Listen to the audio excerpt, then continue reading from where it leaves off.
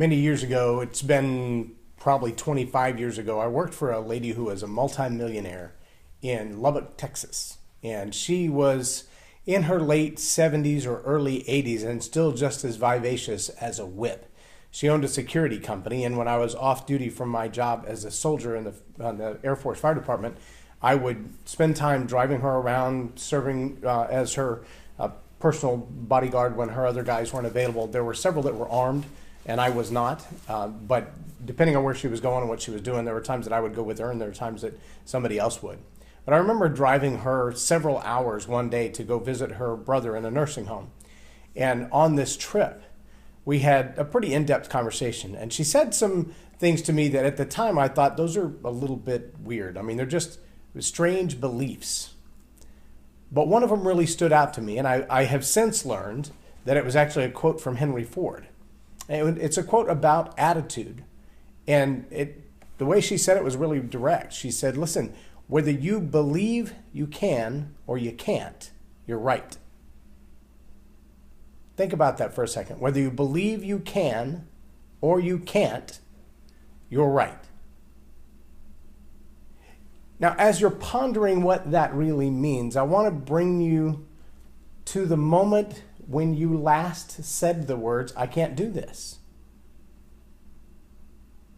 I'm not capable of this. I don't have the education, the reputation, the experience, the knowledge, the personality. I can't do this. I can't speak in front of a crowd. I can't make that kind of money. I can't close that sale.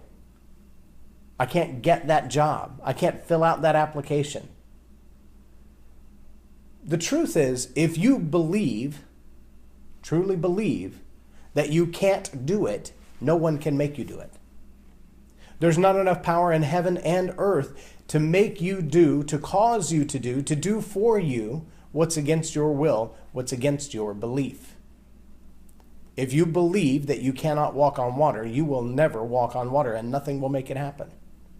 If you believe that you can't pass the test, no matter how much you study, no matter how much you prepare, no matter how much they give you the answers, if you believe you can't pass the test, you will fail the test. And that goes for just about any kind of test in life, whether it's relationship or spiritual, leadership test, any kind of test that you have in life. If you believe you're going to fail it, you're going to fail it. Now, there's a little thing that happens in us when we believe that we're about to fail. When we believe that all the deck is stacked against us, all the odds are in the favor of someone else, that there's no chance for us, that we've been robbed, so to speak. We've been robbed of our opportunity. You know, one of the common things, misconceptions, if you will, in the United States is that the American dream as a land of opportunity, that equality means everyone has equal results. That's not equality. That's not justice. That's manipulation of the system. A land of opportunity where everyone is free and has equality is equal opportunity. It's the right to do, the possibility to do, the opportunity to do whatever it is that your heart's desire is. So long as it's within the reason of the law and it's not hurting other people. If what you desire to do is to drive your truck through a crowd of people at a Christmas market, then people are going to hunt you down until they find you. That doesn't mean that you get the opportunity to do whatever it is you like to do if it harms other people. But equality does not mean equal results. It means equal opportunity. It means you get the fair chance, like everybody else, to go get it, whatever it is. But there's not a new idea that equality would mean a fair outcome, that everyone would have exactly what they wanted in life.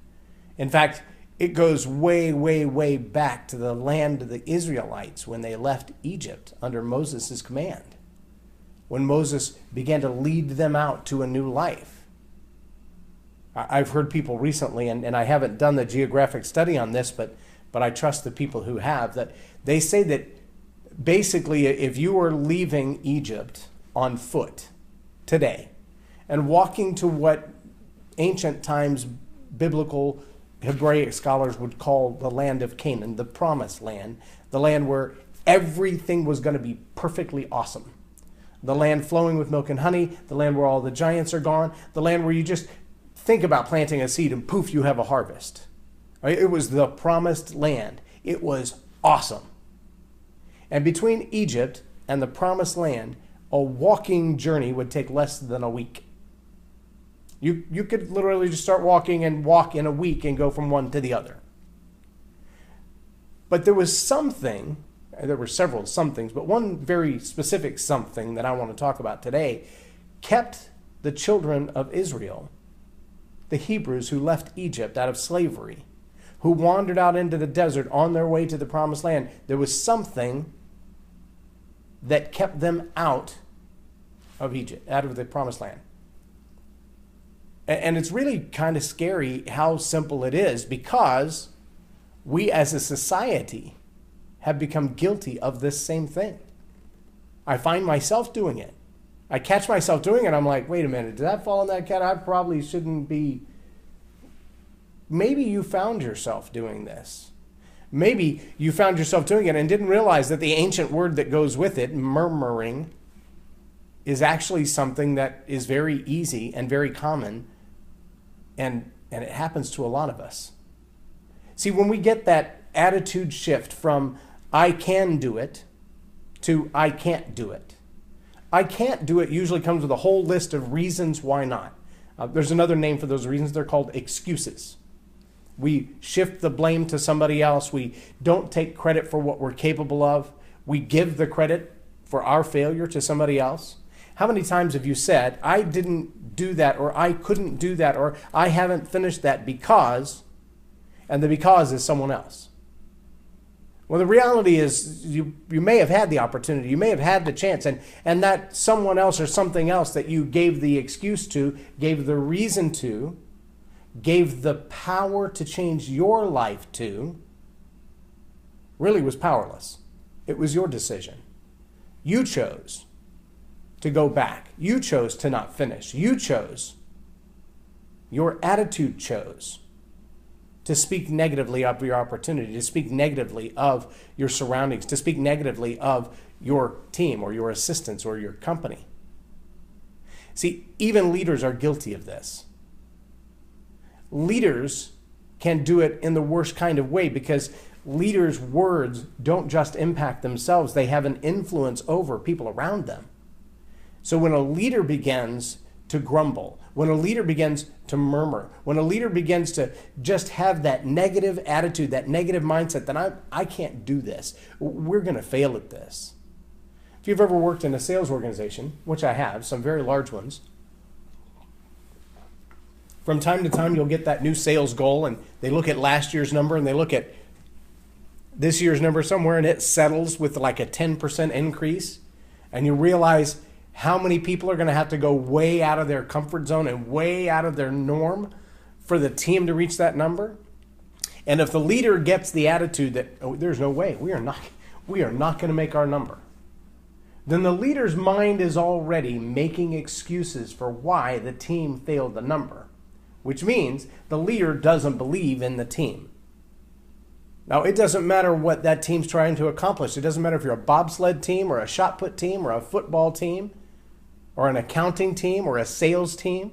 If the leader has no faith in the team, if the leader doesn't believe that you can pull it off, if the leader doesn't believe that his investment or her investment in you is enough to get you over the speed bump, then the leader's attitude will not just become a lack of motivation, it will become an anchor. Instead of a speed bump, it becomes spike strips. It's not just going to slow you down, it's going to debilitate you in moving forward.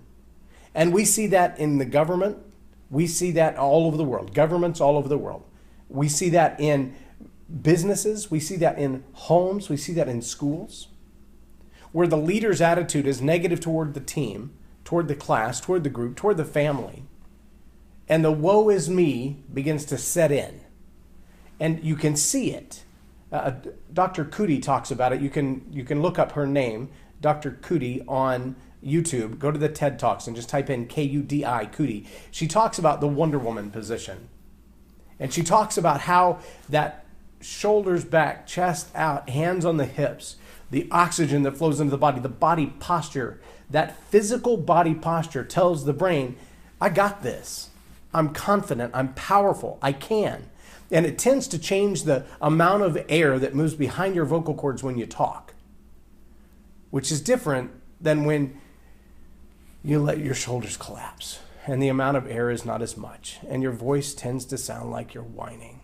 And this is what the Bible calls murmuring. And notice how this body posture, this body language, this tone of voice, the facial expression almost follows it.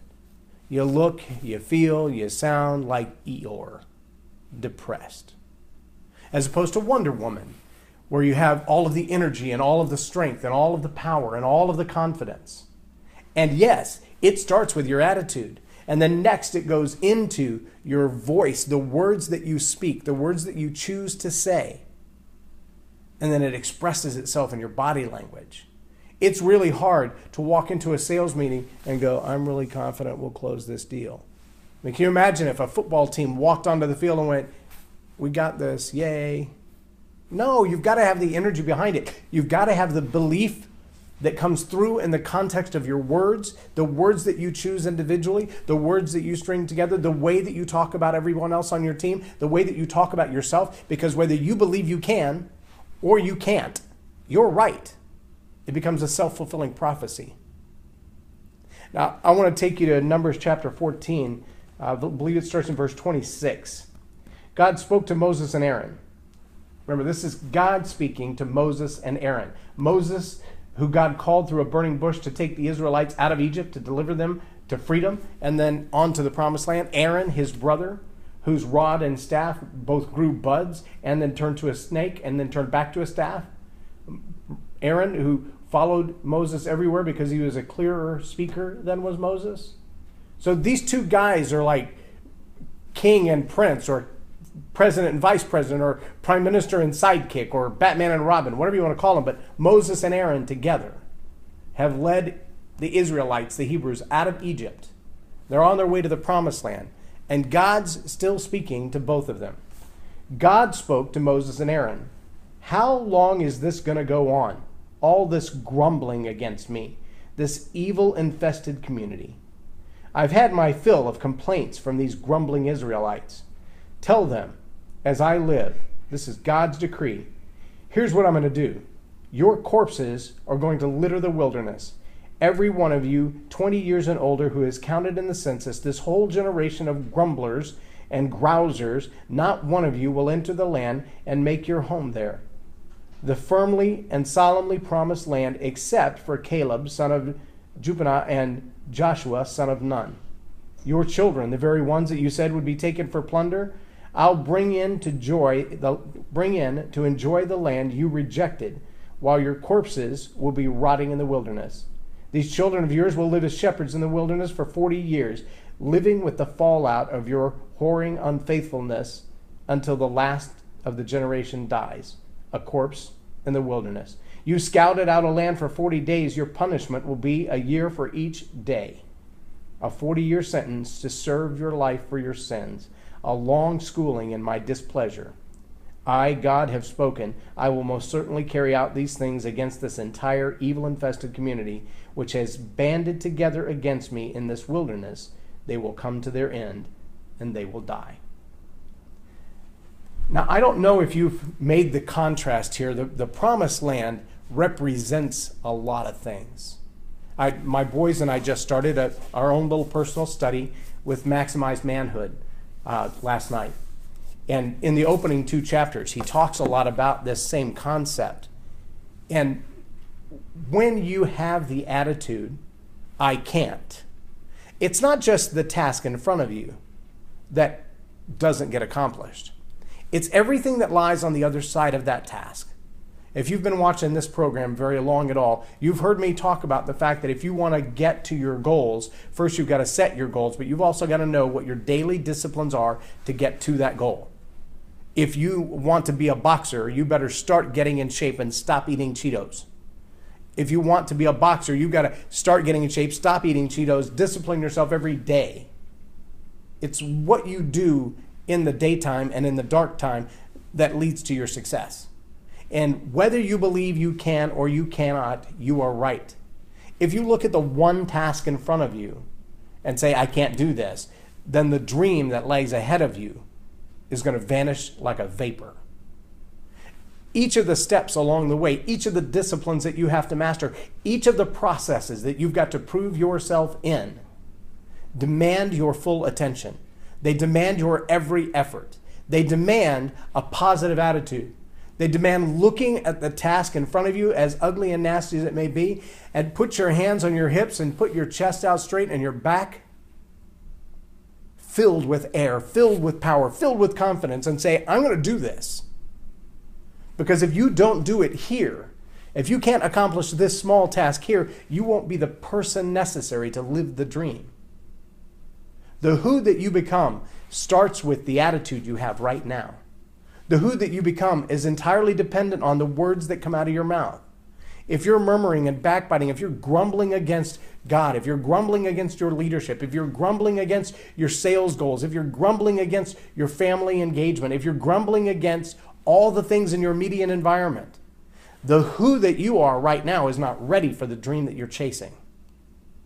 You've got to get past this.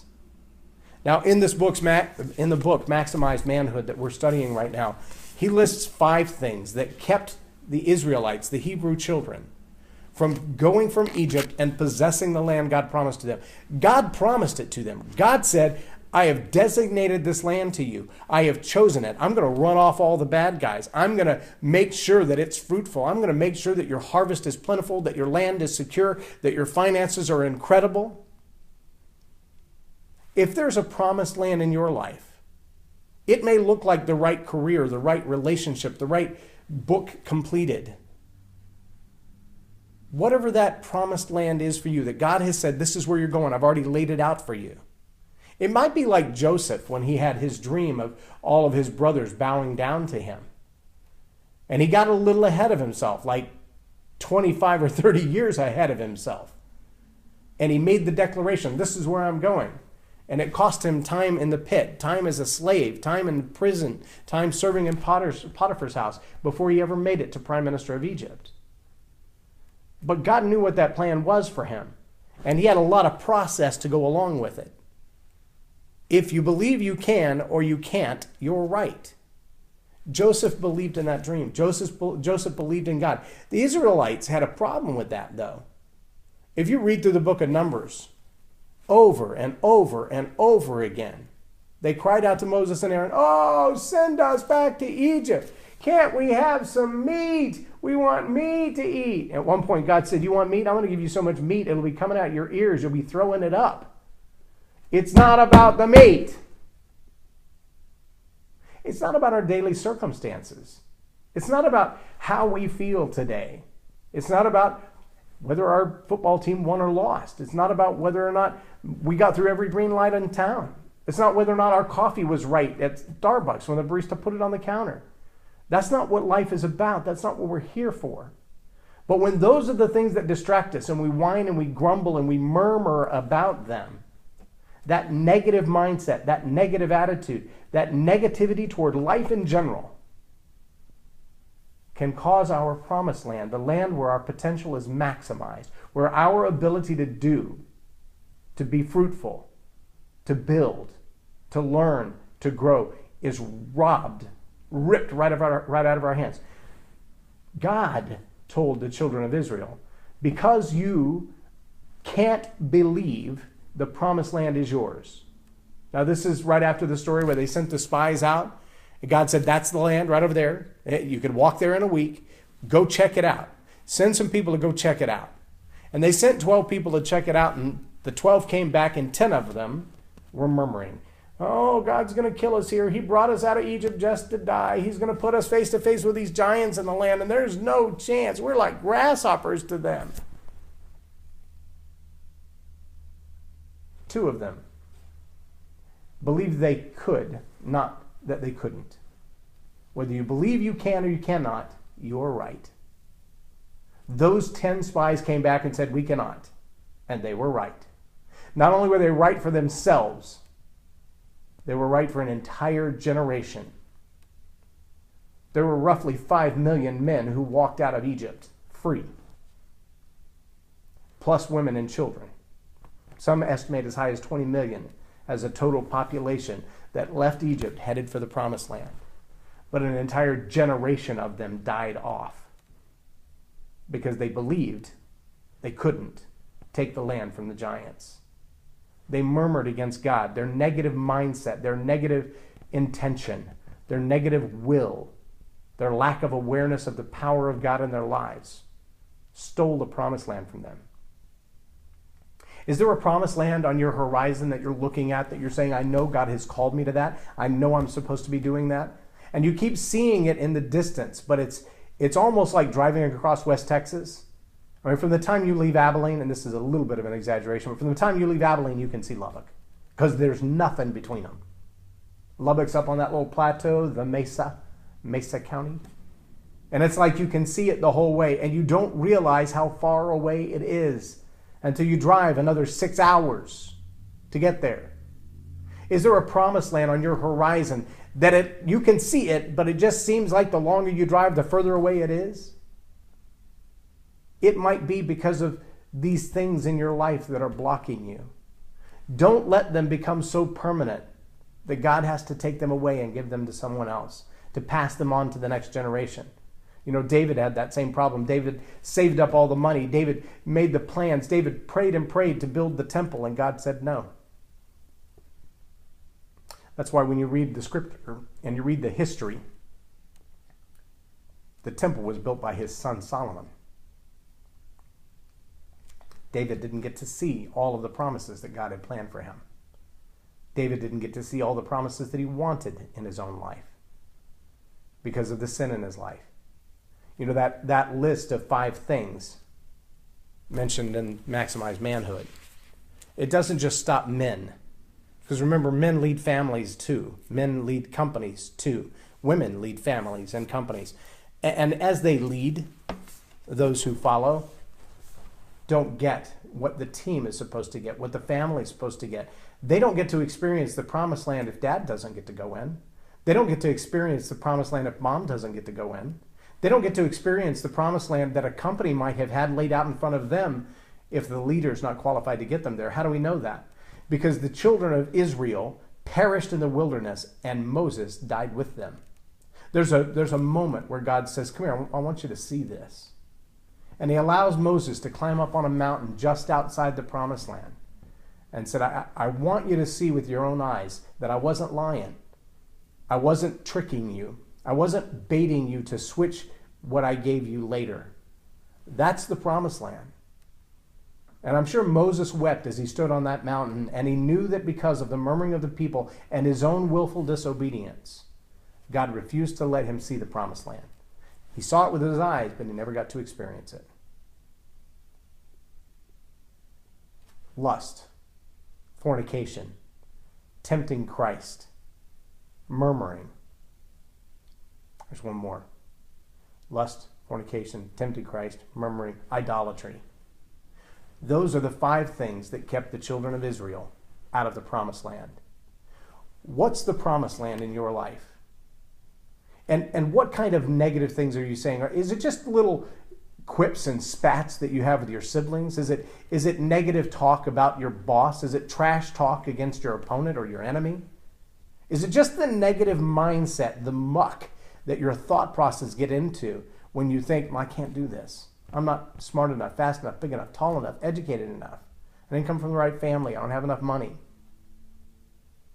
Whether you think you can or you can't, you're right.